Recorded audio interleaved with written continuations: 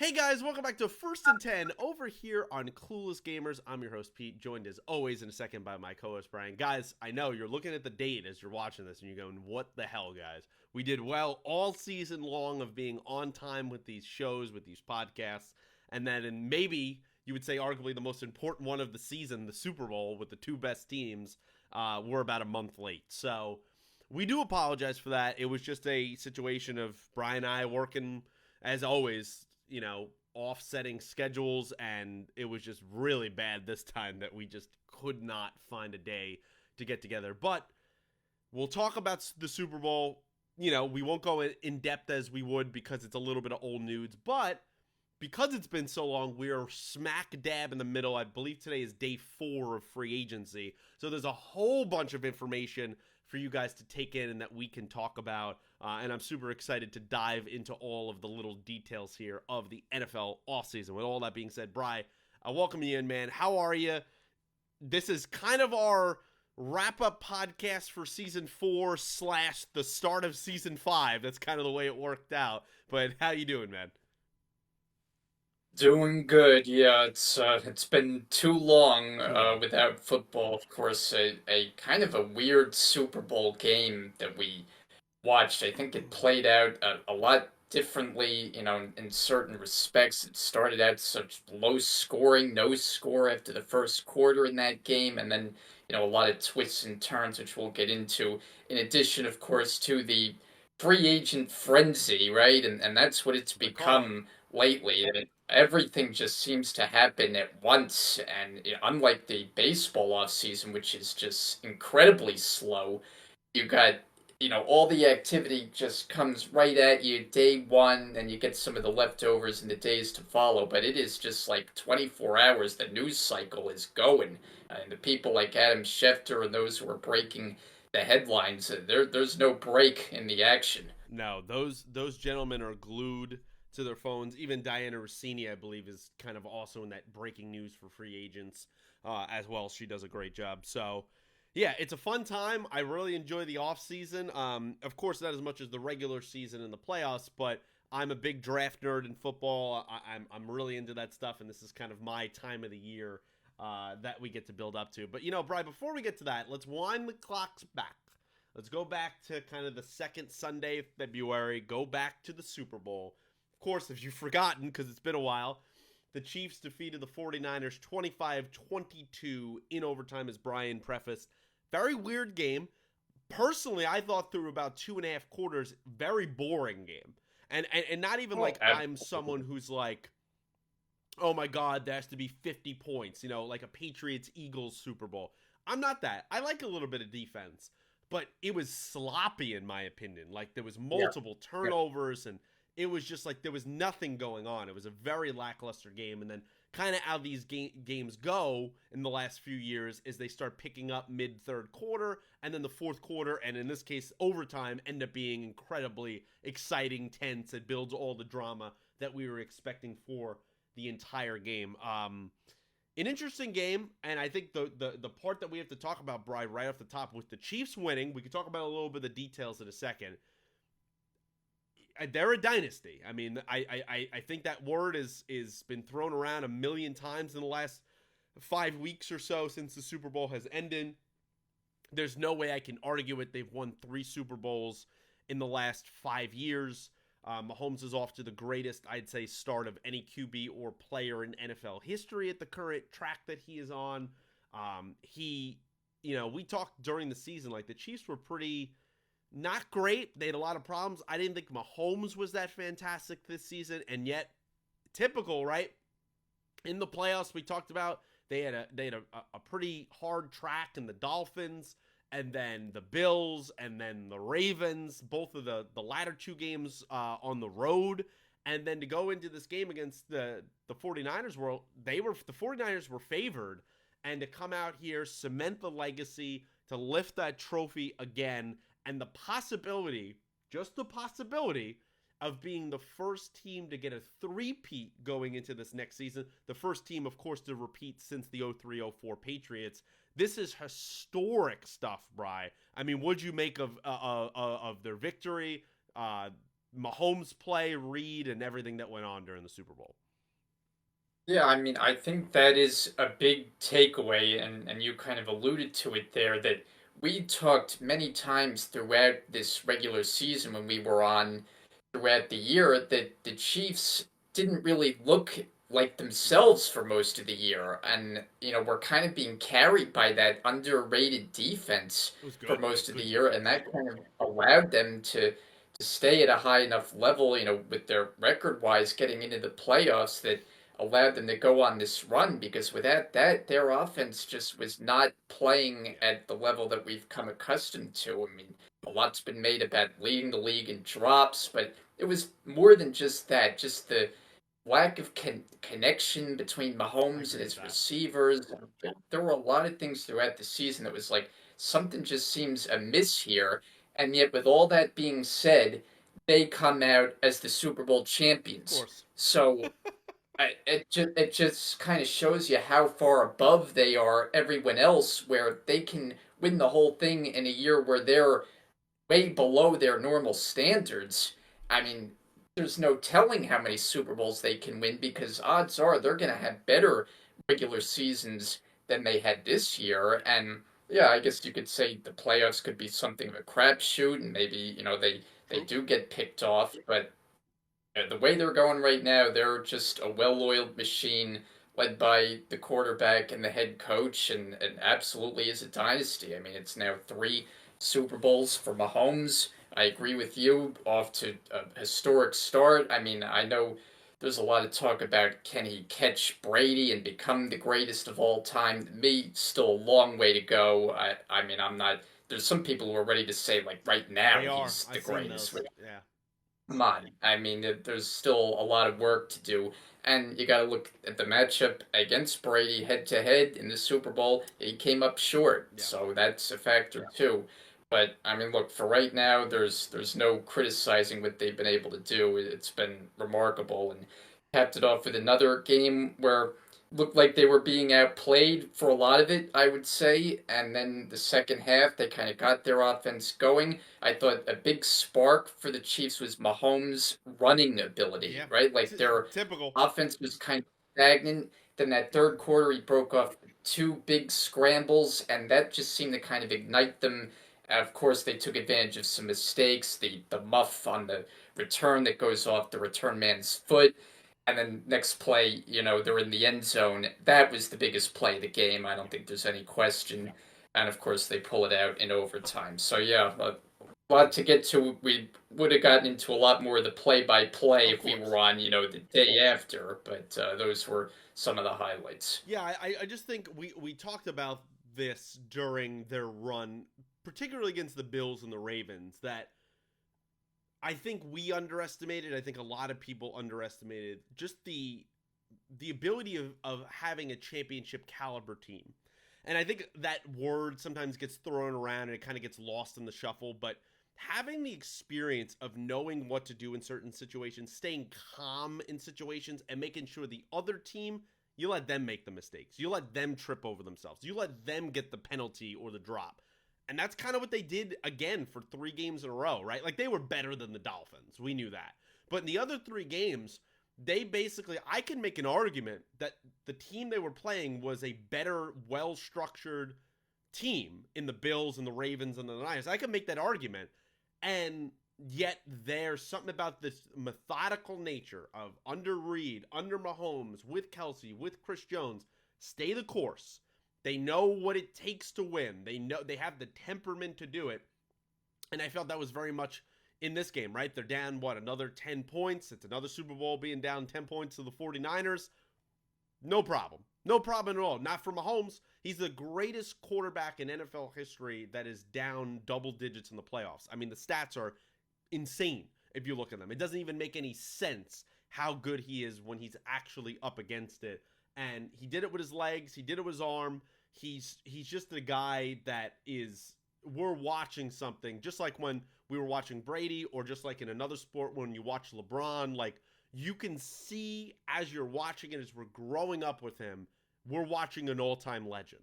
Like we're watching someone that 50 years from now they'll talk about this guy that rewrote the record books, and people will look up YouTube clips or whatever site has clips at that time, and you'll go, yeah, I watched that guy. Like you have no idea how good he was watching him week to week, right? It's like I think we'll talk about him in the ways that people talk about the old days of like Walter Payton or Gale Sayers or Joe Montana or Johnny Unitas. Like we'll be talking about him maybe into greater degrees, and I think we're in an era where we're lucky enough, the two of us and everybody else probably out here watching, that we might watch the two greatest quarterbacks when it's all said and done in our lifetime in Brady and Mahomes. Yeah, that's pretty incredible when you think about it. And you know, Rodgers is a guy who isn't too far down the line too. I mean, he's another all-time great. But with Mahomes too, I think we kind of knew he was great like from the start. He just had that feel, you know, the first season he started, because of course first year he was behind Alex Smith, which I think helped tremendously. Definitely, And 100%. I think it really is a good idea for some of these quarterbacks who aren't ready to go to sit for a year and learn from a solid veteran. I think that really can do wonders. We've Yep. seen it with a number of different guys. And in the first year, they hand him the reins, and you could just see from that first season, I mean, it 50 felt like every touchdowns. game, He was amazing. right, 3 touchdowns, 4 touchdowns. It was like, wow, this guy is really something special, and it just felt like this was something that was going to last. This wasn't a flash in the pan. This was a guy who looked like he really could do it over the long haul, and he's proven that's absolutely right. Yeah, and I want to, I know so much is going to be talked about the Chiefs, rightfully so, right? Chris Jones comes up huge again. He makes a couple big plays. You know, the end of the game, I think about the play he made against Purdy of making him rush the pass. They couldn't convert on third down. They end up having to settle for the field goal, and then of course the Chiefs get the ball back, they score a touchdown, win the game to McCall Hardman. And it's just these guys making key plays in key spots, and we could talk about all the hypotheticals of, well, what if he didn't have Andy Reid? Could you consider Andy Reid one of the greatest coaches of all time? I certainly would, given that now he's in the 3 Super Bowls or more upper echelon of head coaches. He's up there in career wins. He's up there in playoff wins. Like he's done it in multiple different ways, right? Like he went to the Super Bowl with Donovan McNabb. He was a consistent division winner with Alex Smith. Right now, he's a Super Bowl winner with Patrick Mahomes. Like he's done it with so many quarterbacks. I mean, didn't he have Kevin Cobb back in the day, and he was scoring points, and Nick Foles in his Hmm. first go around? Like he's been able to just what he has done as a coach. I don't think could be understated, and their connection has been nothing short of incredible. I mean, it's just the perfect QB and kind of head coaching matchup. And I always think about the draft and everything else. That you have to remember the night that they got Mahomes. Well, who did they trade up with? The Buffalo Bills. And I wonder if the Buffalo Bills think about that sometimes. Like, yeah, they got a great quarterback in their own, but he's not Mahomes. And I wonder if they ever think about like, man, could have had that guy, and they don't, and they made the trade. Yeah, it's an interesting point, and on Andy Reid, you know, he was someone that through his tenure in Philadelphia had the label of, oh well, he can't win the big one, Yep. which that's why, you know, that argument can be silly when you play out the whole career and you see what the guy can be when he gets, you know, an all-time quarterback, Right. which obviously, you know, not many people get a chance to do, but when you're consistently winning, you show your ability as a coach, and obviously he now has been able to take it to a new level. So, yeah, I mean, he's entrenched firmly now as an all-time coach, a Hall of Famer, without a doubt. I mean, it's just been a special career for him. Yeah, and I think their play kind of overshadows some of the other stuff, right? Like we would probably talk about this in a loss, but we're not really talking about it in a win, right? Like I thought the Kelsey outburst on the sideline was ridiculous. Like I thought that was like completely immature, unnecessary. He had a habit of doing that all season. I think if a lot of other guys did that, we would have killed them. So we deserve to give him some criticism. And he talked about it on his podcast with his brother, right? New Heights, great podcast. But I felt like they were making some excuses in there, and I felt like Kelsey, in his couple other outbursts this season had very similar stuff he said on there, and it didn't change his behavior. So I think we're not talking about moments like that because they won, but that's something to watch going forward, because I thought it was a very off year from play wise, from temperament wise, from Travis Kelce. And it's something that I just wanted to mention, even though they won and made all the plays necessary. Yeah, I mean, the optics of that were clearly not good whatsoever. I mean, you got a coach who's in his mid 60s who obviously has some weight on him. I mean, something like that, really could have gone horribly wrong. Mm-hmm. So I don't think there's anybody who could have defended Kelsey. I mean, the only thing you could say, yeah, you get it, emotions run high in a game of that magnitude. He's upset not being on the field on a key play, but you got to control yourself better than that, and I'm sure he's learned that. Yeah, we'll have to watch something like that going into next season. But hey, he had a great playoff run. He's the greatest. I think I would now say he's the greatest playoff tight end of all time. I know you think about Gronk, you think about Shannon Sharp, you think about some of these greats, but I think pound for pound, he's the greatest playoff tight end of all time, and he's quickly going to approach maybe the greatest tight end ever. I mean, I still think he has some I work think to do so. there, because there's Gronk, there's Tony Gonzalez, there's Antonio Gates, right? Like, there's some legends in there, but he's quickly approaching. He has another couple solid seasons. I think he might be viewed as number one. I don't think he'll catch Gronk's touchdown record. That seems unobtainable. But in terms of everything else, I think he's going to have every record by the time they're done if he keeps playing. Brian, the other side of it before we switch over to free agency is, of course, the 49ers. I thought they played a really great game. I think Brock Purdy was pretty solid, right? Like, he wasn't a superstar, but I thought for a Super Bowl game in his second year, he was pretty calm. He was pretty composed, and he made the plays that were necessary. But it just seemed like when you go up against a team like the Chiefs, just all the little things, right? They just don't go your way, as you mentioned, right? Like the muff punt. Like, there's just things that just don't work out when you go against teams like the Chiefs. And the thing that everyone was talking about, that of course we'll mention here a little bit, it was, we go to overtime, right? The coin toss. What's the decision Kyle Shanahan should have made, right? Like, he offers to receive the ball. He kind of he takes it, and the Chiefs were like, yeah, great. And you heard after the game all the sideline audio. They loved it. They wanted to have the ball second. And Kyle talked about having them to go out there to try to make some momentum, to not be kind of Mahomes scores and now you have this ability that, oh my God, we have to score, the game's over. I personally didn't give as much criticism as other people did. You have a second-year quarterback going against Patrick Mahomes, who's in his fourth Super Bowl, trying to go for his third win. I'm not putting my quarterback in the situation where Mahomes goes down the field, boom, boom, boom, scores a touchdown, and now all the pressure is on Brock that you have to score, regardless of having 4 downs or not. You have to score a touchdown or the entire game's over. I'd rather have a chance where it's like, hey, let's get some kind of points, hopefully a touchdown, but in this case we get a field goal, and now let's hope our defense can just make a play. They're a pretty damn good defense, and we can get out of here with a win, or even a chance that we hold them to a field goal and we get the ball back with a chance to win. So I didn't kill them for their decision as much as other people did. Where did you kind of come down on his decision in overtime?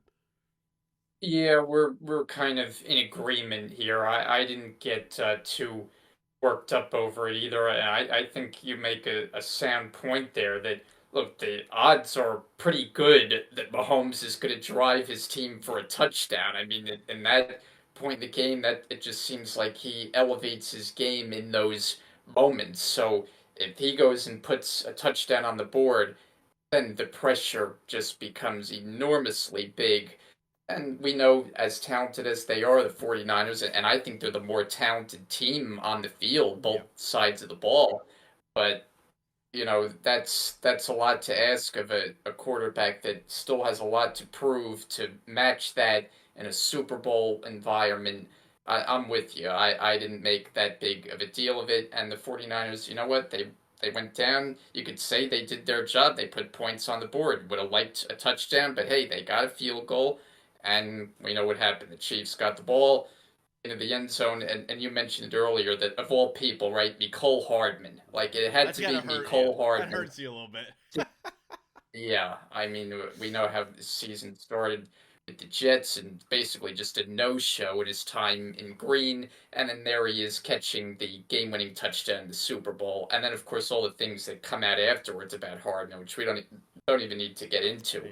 but it's just a circus as it continues to be with the Jets. But that's another story. Yeah, we were, friend of the channel. Obviously, Dylan, a lot of you watchers probably know I was watching the Super Bowl with him, and that was the number one thing that this poor guy was dealing with as soon as the touchdown scored. It's just all these guys just roasting the Jets, talking about McCole Hardman, like athletes, you know, major people on Twitter, all this stuff. It's just always funny how it rounds out to that. And I go back to the clip from Hard Knocks where they kind of had that guy in there to predict how it was going to outcome, and McCole Hardman said it was going to be the Jets beating the 49ers in the Super Bowl. Well, he was part right. He, as McCole Hardman, beat the 49ers in the Super Bowl. He just ended up being on the Chiefs and not the Jets. So, yeah, solid Super Bowl ends up being. Definitely not one I would put up in the all-time Super Bowls to go back and No. watch. But still, the dynasty is here. They have solidified the dynasty. They're one of the great teams and great runs of all time. Now the question is, can they go for the three-peat and be the first ever team to do that? We'll end up seeing, but solid Super Bowl. Glad we got to talk about it. Well, Brian, let's switch over to more current news. So if you stayed with us through that, let's get to free agency, right? We're on day 4, I believe, of free agency. The league year opened yesterday officially, so all the deals that were being made beforehand are now actually official. So I know some people were confused, I saw on social media, where teams were re-announcing, hey, we officially signed blah, blah, blah. And I was like, yes, they came to terms with them, but it took a couple days to actually have it be solidified when the league opened its doors. And Brian, I guess we'll start off with the classic segment that 500 shows that you're probably watching have done that I don't even really have a ton of belief in. Winners and losers of the offseason. We always know that most of the winners of free agency don't end up being the final teams at the end of the playoffs. That's just typically how that goes. But still, important signings can be made, or a lack of signings can also be very important for said teams. Brian, did you have a particular team that you thought was a winner or loser this free agency period? Yeah, I'm gonna give you one. When the signing happened, I just loved the fit right away and immediately bullish on this team's Okay. chances. And I admit I might be a little too high on them now, so you might have Oh, I'm to, ready. set. But I really believe the Atlanta Wow. Falcons with Kirk Okay. Cousins have a chance to be a very, very good team. Because you look at last year, team was not bad. They had some issues. They were far from perfect. Their defense actually played pretty well, right? Like they kept They them were good in a lot of defense. games. And this was a team that was absolutely held back at the quarterback position. Terrible. The yo-yoing back and forth between Desmond Ritter, who's now been shipped out the door, and Taylor Heineke, it just wasn't good enough. And this is a team that has good skill position players that were not utilized properly under Arthur Smith, No. hence why he, too, is at the door. So now you got a new head coach, one that you're familiar with. He's been with the Rams as the defensive coordinator for the last few years. I think he's got a chance to be very good now in his second go round as a head coach. Had the chance in Tampa years ago, didn't really work out. He had But Josh now Freeman. I mean, like, come on. at Josh Freeman. And look, Kirk Cousins, I'm not going to tell you is top five, top. He could be a top 10 quarterback. He top was having a top career year. 12. He kind of fits in there. Well, we'll go with that. And he was having a career year last year. Obviously, suffered a significant injury, but if we are confident that he can make his way back from that injury, I think in that system he has a chance to be really good. When you think about the receivers they have, I think Kyle Pitts becomes a factor in this offense. You look at tight ends in the past, TJ Hawkinson had a very good rapport with him. Pitts, we know, has all world talent. It's kind of been puzzling why he hasn't figured it out yet.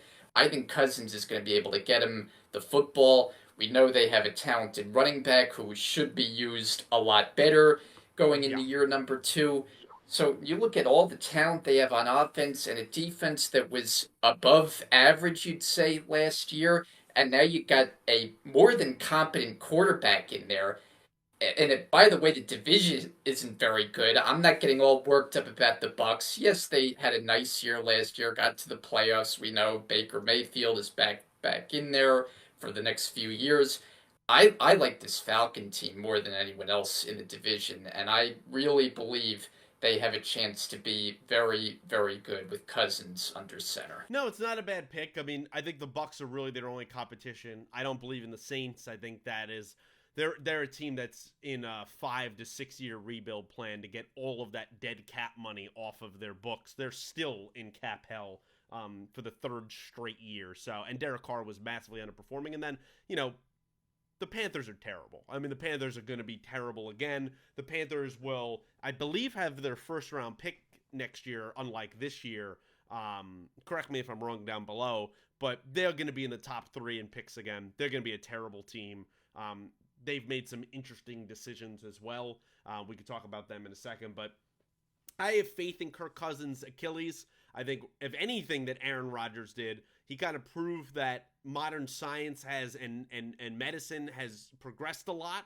And I think the Achilles injury is not the detriment that it once was. I also think Cousins is not a guy that relies on his mobility, right? So, like, he's a pocket quarterback. So he's not, this isn't, God forbid, Lamar Jackson suffering an Achilles injury. It's very different. And I think they've one of the top, I'd say, 6 or 7 offensive lines in the league in Atlanta. Their defense is top 10. You got Drake London, Kyle Pitts, Bijan, Tyler Algier. They just traded earlier today for Rondell Moore, who's a nice little gadget player from the Cardinals that I really like in the Desmond Ridder trade. They shipped him out to Arizona. So I think there is optimism there in Atlanta. They say, there was some rumors about, hey, would he stay in Minnesota? Would he go to Atlanta? I guess people were saying we should follow the Zillow trend because his wife from the area in Atlanta, they were looking at homes in the area, ended up being completely true, and he moves on there. So, yeah, that actually is a pretty good pick. And also, you reference, former defensive coordinator for the Rams, Raheem Morris, now the head coach there. Also, former passing game coordinator, Zach Robinson. He's the offensive coordinator. So brings kind of the McVay tree over there in Atlanta, and hopefully a much better outcome for that offense than under Arthur Smith, who I think will be remembered for his puzzling take on Bijan Robinson, which I've referenced a couple times on this podcast, not getting the ball in the red zone, and him complaining after the game to Dennis Allen about the touchdown at the end of the season where the Saints and Jameis Winston ran back. Those are the 2 things you'll remember from the Arthur Smith tenure in Atlanta. Not really great, I would say so. Yeah, and now Arthur Smith is the Steelers' problem, and they've got a new quarterback. That was when that came completely out of the blue with Russell Wilson landing in Pittsburgh. I would say that there's at least some optimism that could work out. I mean, I know everybody wants to dunk on Russell Wilson and the idea that he's just finished as a player. I still think there might be something in the tank there, and the Steelers, there is a culture there, at least, of winning with Mike Tomlin leading the way. The Denver situation was just so sour from Nathaniel Hackett and then Sean Payton trying to, basically tear everything apart in 1 year. There just was too much water under the bridge there that I think a change of scenery in Pittsburgh, I think he has a chance to at least perform better. No, it's a good transition you have there to go to kind of the QB carousel that's been going on this offseason. Yeah. And do I think Russell Wilson is the superstar that he once was? No. Honestly, the way he's going, he might have lost his Hall of Fame credentials. I think he was on a career track in his first 9 or 10 years where you're like, I mean, this guy's obviously going to the Hall of Fame. And now the way that it's going, he really needs a solid, doesn't even have to be excellent, but he needs a really solid finish to his career, whether it's in Pittsburgh or wherever else he goes after that. Otherwise, I think he's not making it to the Hall of Fame. For the Steelers, they're calling it an open competition. They're calling, we're not guaranteeing him the position. Sure, but I think deep down they know he's going to beat out Kenny Pickett in training camp. I mean, they know it. I think this move shows what they think about Kenny Pickett, who I think neither of us were high on in his first 2 years. I think the only moment I was high on him was going into, I think, last season in the preseason, our preseason show.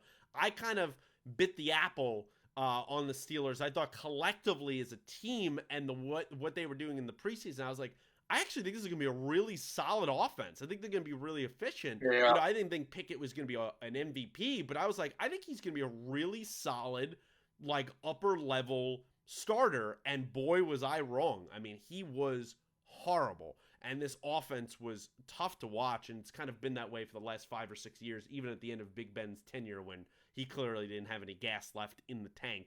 A Pittsburgh kid, he obviously went to Pitt.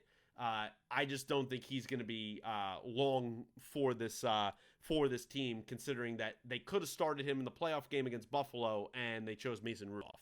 So I think that kind of shows what they think of Kenny Pickett, and now bring in Russell Wilson. Yeah, we'll see what happens, right? How long is it before, I've seen a lot of memes before Pickens is complaining about lack of getting the ball right. They shipped out Deontay Johnson to Carolina in favor of a corner in Deontay Jackson. So I don't know what to make of Pittsburgh. They're in probably the best division in football, arguably. I think it's going to be a very crowded situation. They bring over Patrick Queen from the Ravens, kind of weaken them and strengthen them at the same time. So they'll be a fascinating watch come the offseason, come the season, just particularly because of Russell Wilson and kind of the stardom he still has.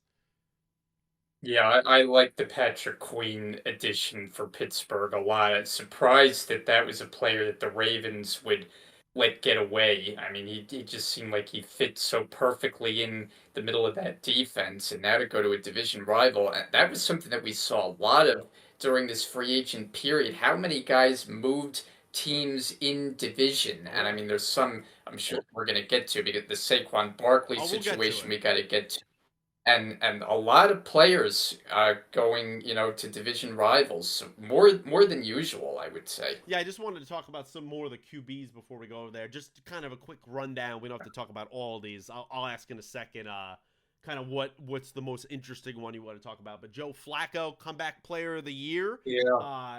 He ends up going to the Colts on kind of a 1-year deal to clearly be the backup there, but who knows? He might be starting given Anthony Richardson's injury-prone rookie year. We hope that doesn't happen again, but we'll have to see what happens there. Mac Jones getting traded to, not surprising, but getting traded to the Jacksonville Jaguars for a 6th-round pick. Thought that was a very interesting move considering Trevor hurt last year. I don't think he's threatening Trevor's QB position, but that seems weird, having 2 QBs from the same draft class on their rookie deals. Felt weird there. Mason Rudolph probably in a backup role going to the Titans. Gardner Minshew looks like he's going to be the starter there in Las Vegas, going to the Raiders. I'm not a big fan of Aiden O'Connell. Kind of think that was, I guess, the best they can do because they're picking at, I think, 11, 10, somewhere around there. They know they're probably not going to get a top flight quarterback. Drew Lock playing a backup role probably there, going to the New York Giants. Marcus Mariota going to the Commanders. They had a very interesting offseason.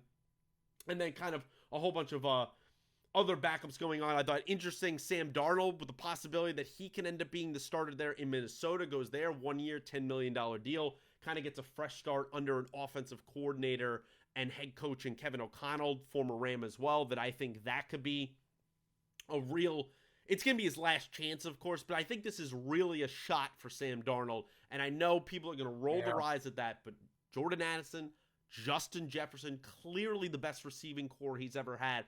I think he's going to actually have a shot to do something there in Minnesota. Call me crazy, but I think that is a possibility. And as you mentioned earlier, Kirk Cousins, Baker Mayfield resigns with the Tampa Bay Bucks. So, and Sam Howell also, I think today or yesterday, he got traded to the Seattle Seahawks there. Could he threaten Geno Smith? Maybe, because Geno had not a great year last year. So I think anything is kind of a possibility there. Mitch Trubisky went to Buffalo, and Jacoby Brissett went to New England. He went back to New England, and Tyrod Taylor will be backing up your guy Aaron Rodgers in New York. So that's kind of the rundown on QBs. A lot of backup guys, a lot of barely borderline starters, and guys like Gardner Minshew.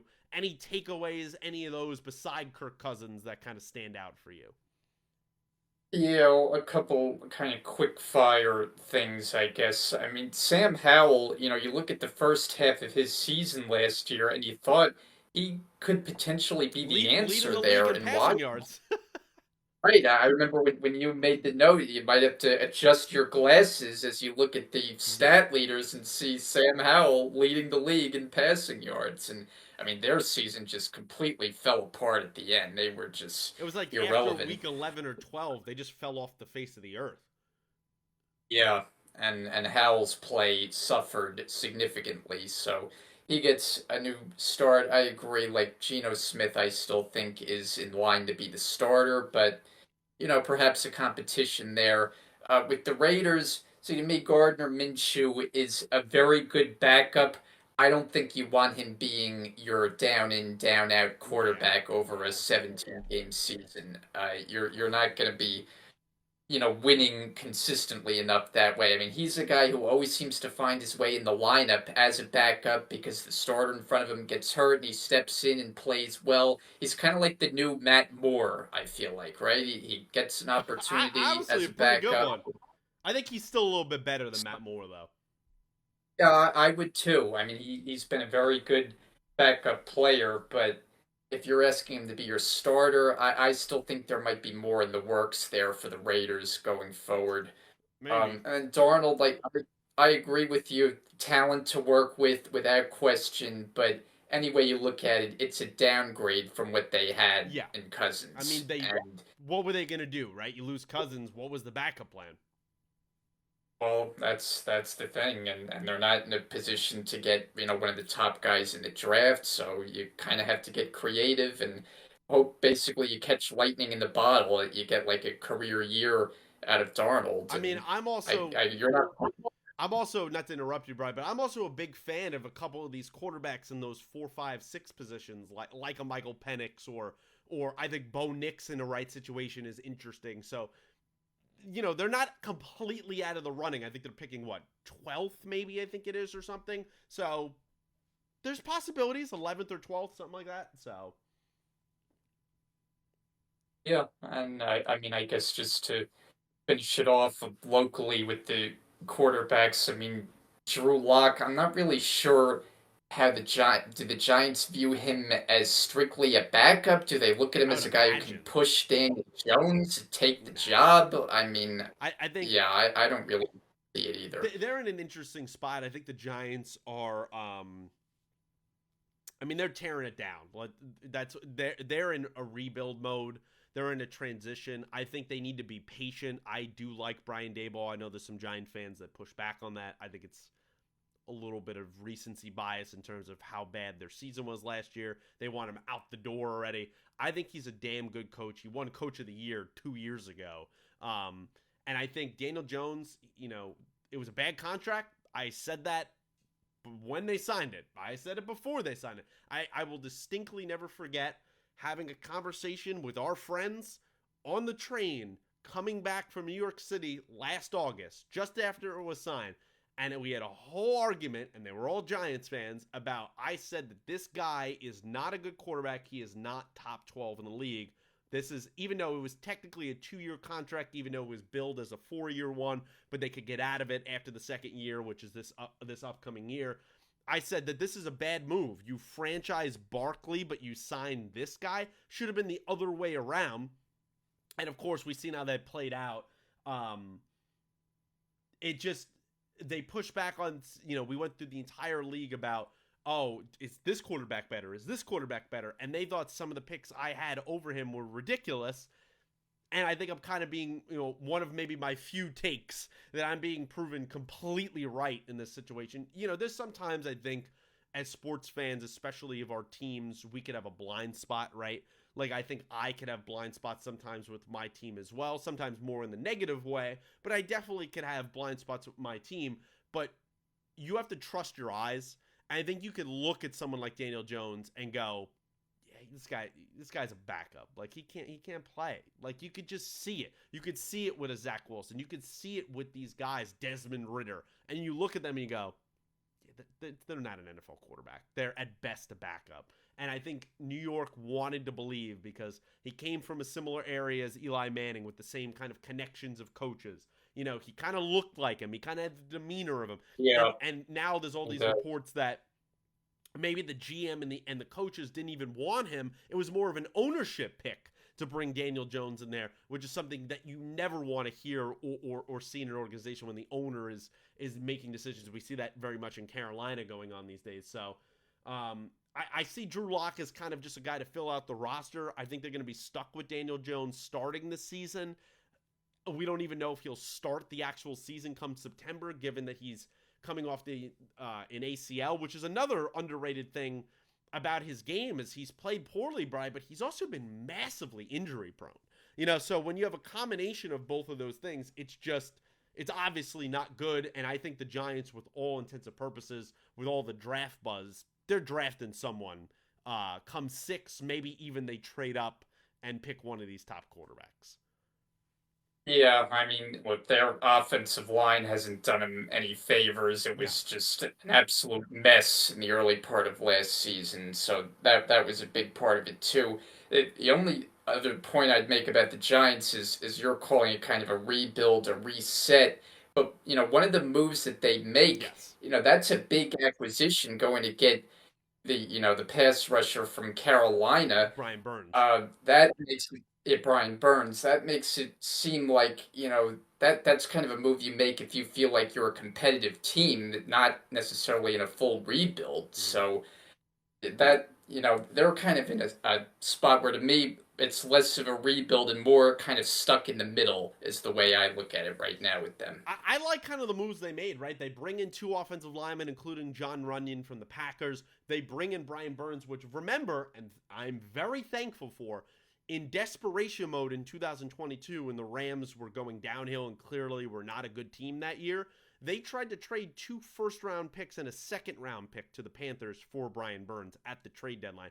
Thank God, for whatever reason, because the Panthers are terribly run, they did not accept that because we would not have first-round picks again and wouldn't be in a dire situation, wouldn't have been able to make some of the picks that we did. And they end up getting him for a 2024 second and 5th-round pick. I mean, what a steal for a guy that's, I think, 25, 26 years old, has supreme talent, I think has a very high ceiling, which is a word you've heard thrown around much this offseason. And they lock him up on a new 5-year deal, $150 million, 76 fully guaranteed.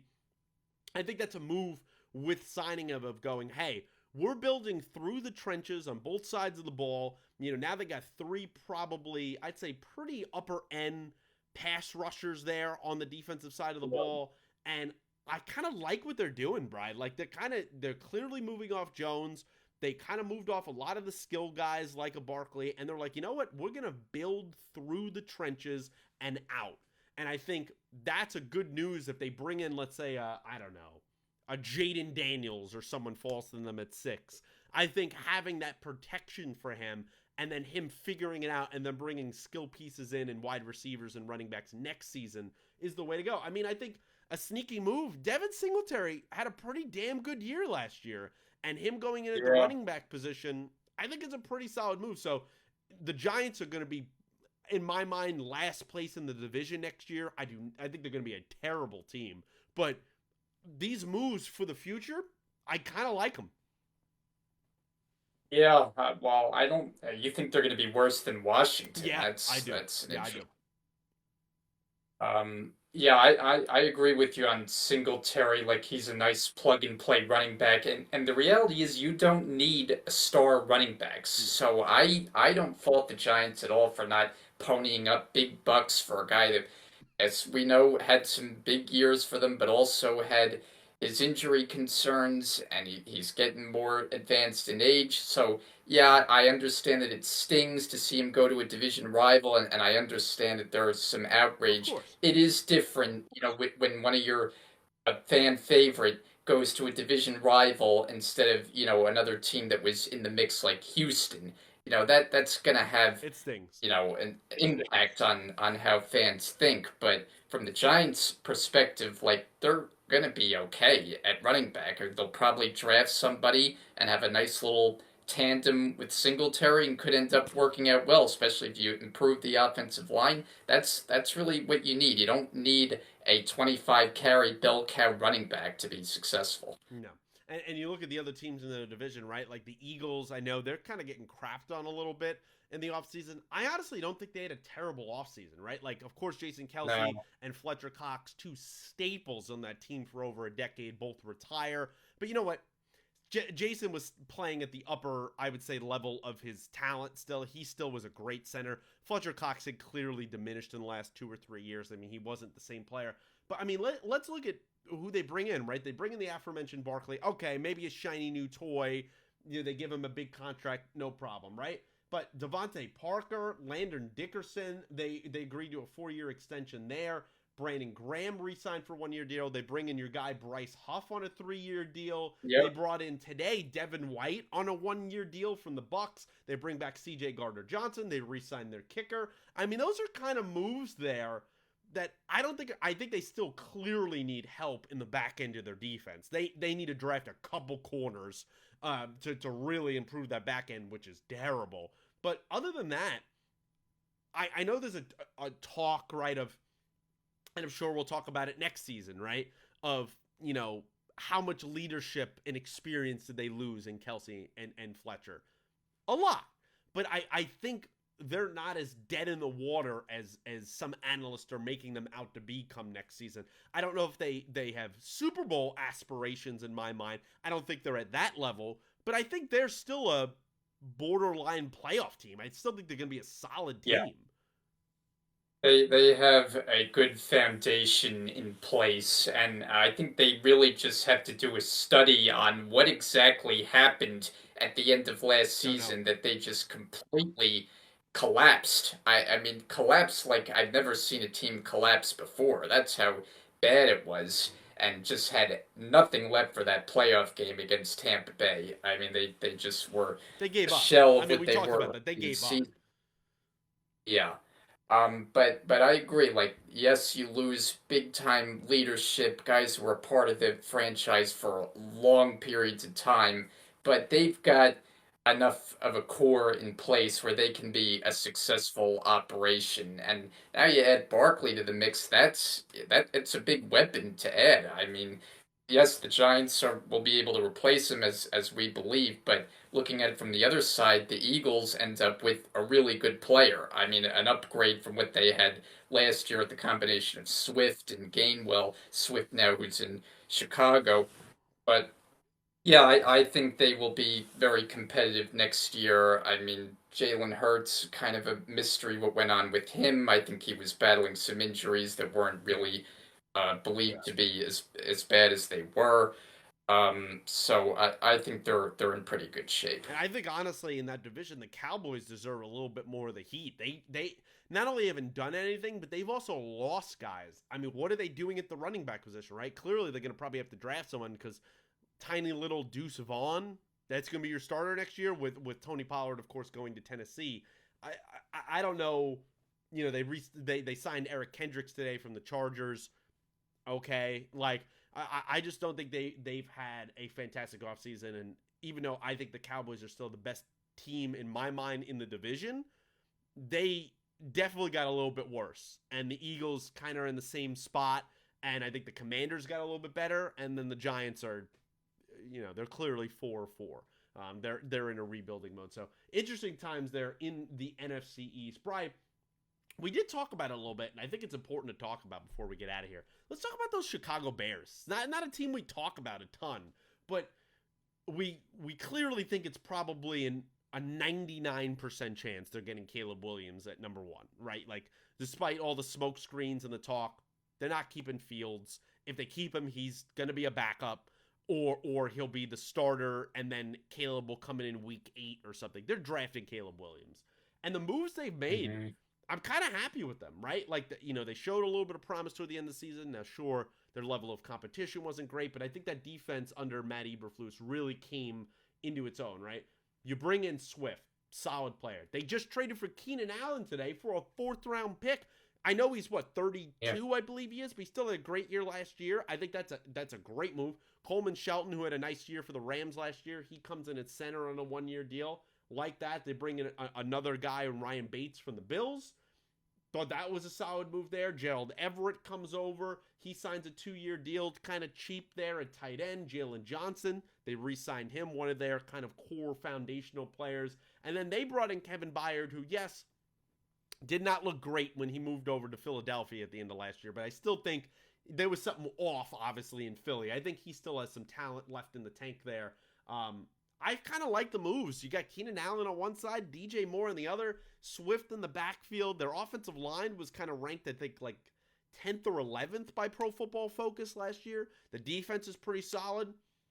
I'm not saying that they're going to be a playoff team, but I do think they're going to be a solid team. They might be like a 7-win team, to start off in his rookie year. Like, I think there's some hope there in Chicago. I've kind of liked that. They've had a sneaky offseason. What'd you think? Yeah, I mean that would be taking a step in the right direction for a team that just feels like it's been lost for years. Yeah. I mean, it's really been tough straits there, and I agree. Some nice moves they've made in free agency. To me, still a lot to prove. With that organization, Matt Eberflus has a lot to prove as the head coach, and it seemed like he kind of got another year. Just by having some decent games down the stretch of last year, and that's always dangerous when the season's basically over, and then you show some signs of life late, and then it rarely seems to carry into the next season. So you remember before we started last year, I was kind of high on the Bears, thinking they Yeah, had a chance to you be were. decent this year, and it didn't work out. So I Remember need when to see Justin more. Fields was some people's dark horse MVP for this coming year? Yeah, I think Coming into the people season, I should got say. a little carried away with a couple of preseason highlights where We all he do. had a couple screen passes for touchdowns. It was like, oh, look at what we got here. Yep. Um, but yeah, and obviously it'll be very much contingent on just how good Caleb Williams is, Of and course. I don't know that he's slam dunk to be terrific No right one out of is. the gate. I mean, there's varying opinion on that, so. Yeah, I still think they've got a long way to go, but I do agree that they've made some progress, at least with their free agent moves. Yeah, that's going to be a sneaky good division because I think they'll be kind of decent. Like I said, maybe like a 6-7 win team. The Packers, I think, are going to be a juggernaut next season. I really like a lot of the moves they did. They have a good core. The Lions still re-upped. I think they made a lot of good moves this offseason. And then the Vikings, I think, will be interesting. I think they'll be interesting. I think they'll, again, be a 6-7 win team somewhere around there. But I think they'll make some noise. They still have supreme talent, assuming that they keep someone like Justin Jefferson. Brian, I had one other team. Did you have a team that you wanted to talk about? But I had one other team I wanted to get to before we get out of here. We'll take yours. We can take yours. I want to talk about the Houston Texans because I think the Houston Okay. Texans, this is exactly what you do. And Nick Caserio, the GM there, deserves all the credit in the world. Maybe we should have kind of gave him some decision making in New England. I don't know. I'm just saying. Whatever. But the Texans clearly overperformed last year, right? And always the fear is, the sophomore slump. They're going to go down. They're going to face a harder first place schedule. All fair. But you know how you respond to that? You make your team even better, even before the draft. And some of these moves, they're nothing that's going to blow you away. There's nothing that's going to be like, oh my God, they got the number one guy in the class. But once again, as I gave them praise last offseason, all solid culture building moves, good guys here, right? So Joe Mixon, he's been extremely productive. You get him for the cheap for a 7th-round pick from the Bengals, easy, love it, because you lose Devin Singletary. They re-signed Dalton Schultz, who had a fantastic, I would say, arguably career year last year. Bring him back 3 years, $36 million, not bad at all. I think they signed Autry. Danico Autry thought was a nice addition to the defensive line. Getting Daniil Hunter on a 2-year, $49 million deal, a deal I wanted the Rams to make, and that was what Rams Twitter was hoping for as well. They lost Jonathan Greenyard in free agency. He had a career year last year, but was only kind of like a 1-year wonder. getting Hunter in there, who's still pretty damn young, I thought was an excellent move to replace that. Of course, they bring in Al Shahir. I thought was a nice move in the linebacker position. And this is one I wanted to point out that's going to go underrated. Nobody's going to talk about that, and rightfully so. They bring in Jeff Okuda on a 1-year, $4.25 million deal. Of course, back in the day, the third overall pick for the Detroit Lions has been very injury prone to start his career. I get it. But if you go back to Ohio State and you watch this guy's tape, you watch some of the plays he has made when healthy in the NFL, he's supremely talented. And you know who he reminds me of in some way, Bry? A guy that the Houston Texans are very familiar with. Their own third overall selection from a few drafts ago, Derek Stingley, who we've seen in a healthy year what he did last year. He was one of the best corners in football last season. Well, now you have two former number 3 overall picks on each side on your defensive backfield. Call me crazy, but of course health plays a large part, as it always does in football and in sports. But I think talent-wise, for a cheap deal, a 1-year deal, I thought that was a sneaky move, kind of a shrill move by Nick Caserio and the Houston Texans. Have really liked their offseason, love the core that they have, assuming that they'll have another good year out of Nico Collins, and they'll get everybody kind of back healthy there. Tank Dell as well, who of course got hurt at the end of last year. But I like the moves the Texans made. I think they're going to stand up to that first place schedule. What'd you think of their offseason? Yeah, I like the call there, and I like the approach as an organization that you show you're not satisfied with the season that they had, and you could get caught up in all the hoopla of CJ Stroud and all he accomplished as a rookie and just say, "Oh, we're good with what we got." But no, you always got to be proactive in this league in making your team better, and I like the fact that they were aggressive, that yeah, they lost certain guys, but they replaced them with maybe even better pieces. The Daniil Hunter move is a significant one. I mean, Yeah, he's a guy who always made an impact when you watched him play with the Minnesota Vikings. Offensively, I like Dalton Schultz coming back on an extension because he's a guy who had a nice rapport with Stroud, kind of built a comfort level, having that security blanket at the tight end spot, someone that you can rely on. He's that kind of player. I think it's good that you lock him up for a few years and continue the momentum that the quarterback built, with that relationship. And with Joe Mixon, you get a professional running back. I mean, I'll say it right now. Some of the things that have gone on off the field are despicable with Mixon, and for it's sure. not For as though sure. it's just been one case. I mean, he's had a few things that have come up, so I'm not a fan from that perspective. Of course. On the field, though, he's a Good player. productive running back. He's a guy that will score you touchdowns, and especially down near the goal line, he makes their team better than what they had last season. So I'm with you. They got better. They're a team that is built for the long haul. Once you find that quarterback, which they have, the head coach, which they found, they're set now. And with a GM that is consistent on making the team better, it bodes well for the long term for them. Yeah, I agree, and I think they're still going to be right up there with the Jacksonville Jaguars. I think that it's going to be a fun watch. Then I think the Colts are interesting as well. The AFC South, which is not something you could normally say, going to be pretty intriguing going into next season. Brian, was there one more team or player before we get out of here that you wanted to talk about in this free agency cycle? Yeah, well, right before we started, there were two things that kind of came like right back to back there. We mentioned the Keenan Allen, which that one kind of came out of the blue. But how about Hollywood Brown Yeah. to the Chiefs on a 1-year deal? We talked so much about the lack of weapons that Mahomes had last year and the struggles with dropping the football. Well, you add an explosive playmaker. I Oh mean, to yeah. me, that guy is tailor made for this offense. I mean, he's a guy who can take the top off the defense. He was a big time weapon for Lamar Jackson. Still had his moments on bad Cardinals teams over the last couple of years, but I think you put him with Mahomes, and you're looking at a guy who could have 1,000 yards easily, score you 5 to 8 touchdowns. That's a big time playmaker to add, and to do exactly what Andy Reid and this offense wants to do. To me, it's a sign that's a match made in heaven. Yeah, I mean, I think clearly they're going to draft a receiver come the draft. This draft is, it feels like every draft these days.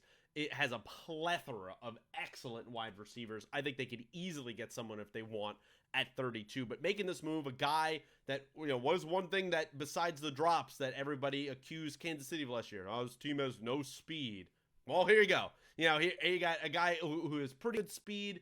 Is a guy who could stretch the field, has made plays in this league. Maybe wasn't the superstar people thought he could be, but I think he has a chance to really, with Mahomes, is clearly going to be, no offense to Lamar Jackson, is going to be the best quarterback he has had in his NFL career. And I think it's a sneaky move on a cheap deal, and it's what the Chiefs do, right? The Chiefs and a couple other teams in this league, they know how to make moves. They know how to have good off seasons, and they don't have to go above and beyond and crazy and spend ridiculous amounts of money. They just know how to bring in the right players.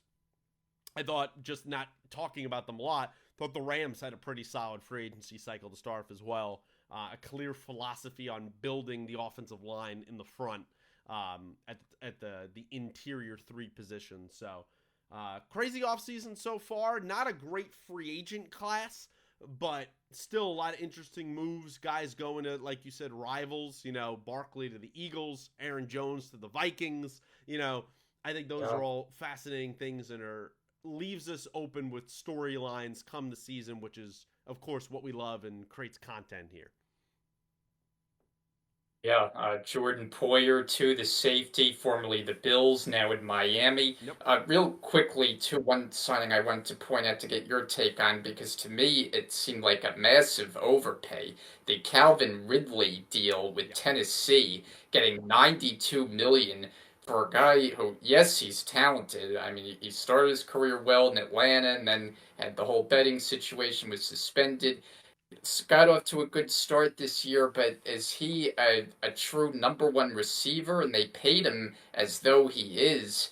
I just don't know that that's something that's going to work out too well on the Titans side. Yeah, I guess they're thinking of it was right. Like, there's some talent there with Will Levis. We're trying to give him all the help we can. Traylon Burks really hasn't worked out as our draft pick. Of course, we have an older DeAndre Hopkins who still has some talent. We traded away A.J. Brown for a potato chip bag. We have to do something. And, yeah, I think it's an overpay now. Clearly, I would like to eat those words. I like watching Calvin Ridley. He had some great games last year in Jacksonville, and then other games where he completely disappeared. So I think it's a massive overpay. I think it's a big risk. I think they would have been better off drafting a top flight wide receiver in this draft, and there's a ton of good ones. But I guess they feel like they've been burned a little bit there, and new front office, new coaching staff there. They're going in a different kind of philosophy and direction. So, yeah, we'll see what happens. But I definitely think it was quite a bit of an overpay. $50 million guaranteed. Crazy. Yeah. And that's what happens with some of these free agent contracts, is you end up having to overpay to get them on your team as opposed to others. So I understand that, but when that figure came out, it was like, wow, that's a lot of money for Calvin Ridley. But like you said, we'll see. And we knew he was getting his walking papers as soon as they signed Gabe Davis. They gave him a 3-year deal. We're like, well, probably Ridley's out of there. Like, you could see what was happening. And it ended up, hey, they took a flyer on him. He gave him some good games. Didn't work out. Hey, sayonara. He goes over to the Titans, where, hey, wish him all the best. So. And then with Gabe Davis out of there, they replace him with Curtis Samuel. I think that's a nice little sneaky move for the Bills. I could see that working out well. Yeah, I think there's some teams that clearly suffered cap situations, right? A lot of people, one of my friends always talks about how the salary cap is not real. I think the best teams in the league, of course, manipulate it, but clearly I would say it's real, right? Look at the Bills. Look at the Chargers.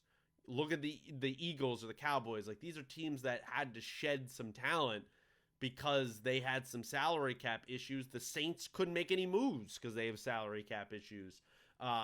So it is definitely real. I do think your division in the AFC East got a lot worse. I think the Patriots obviously are not good.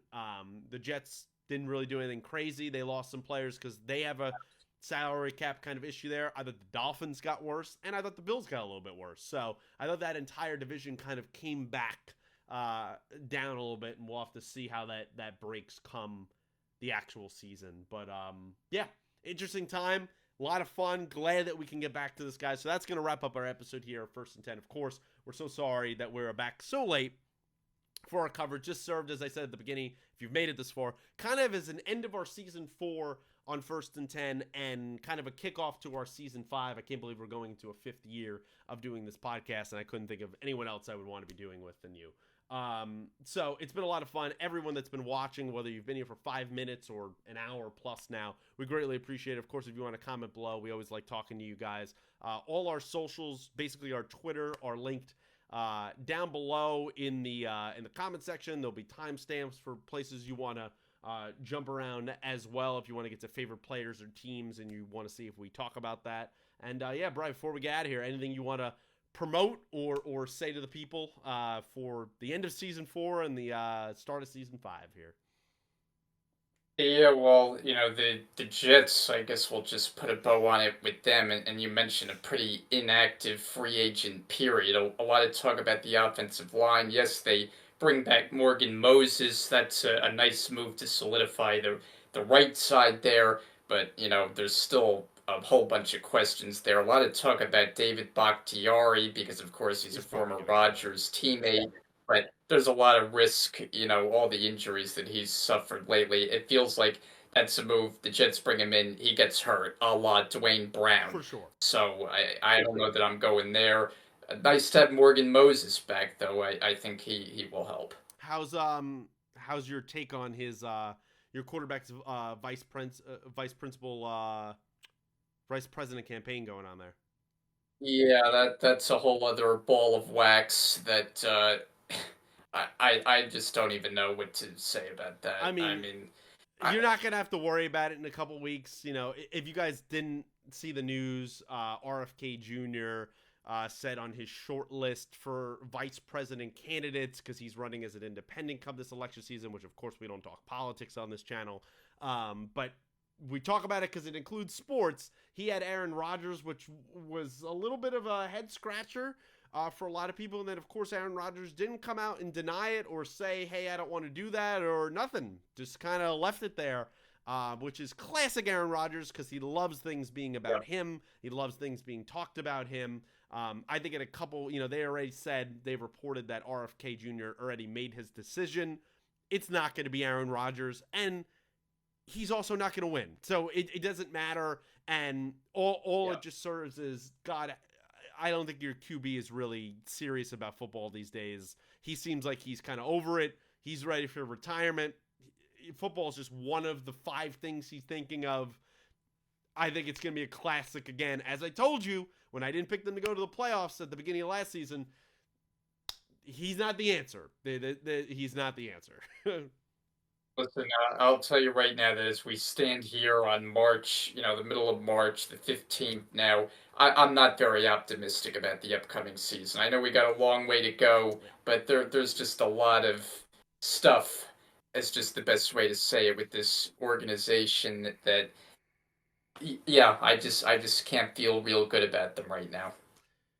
It's going to be tough to watch for New York sports come baseball season as well. But guys, that wraps up the show there. Brian, thank you so much for being here. It's been great doing this with you. And yeah, there might be, if you're interested, and of course you've made it this far, you're interested in us and football, I might be streaming again. I'll let you know as the date gets closer. You can follow me on Twitter, on Yukio Everything over there on Dylan's channel, his Twitch channel, Super Deep Rot. I'll definitely talk about it in those locations. Last year I streamed round 1 live on this channel. And I streamed kind of my reaction and thoughts to the draft. Maybe we do that again. That's a possibility. But until then, I'll let you know some of those details as we get closer, guys. So like the video, subscribe to the channel, share with your friends if you'd be so kind. And until next episode of First and 10, wherever that is, thank you for watching.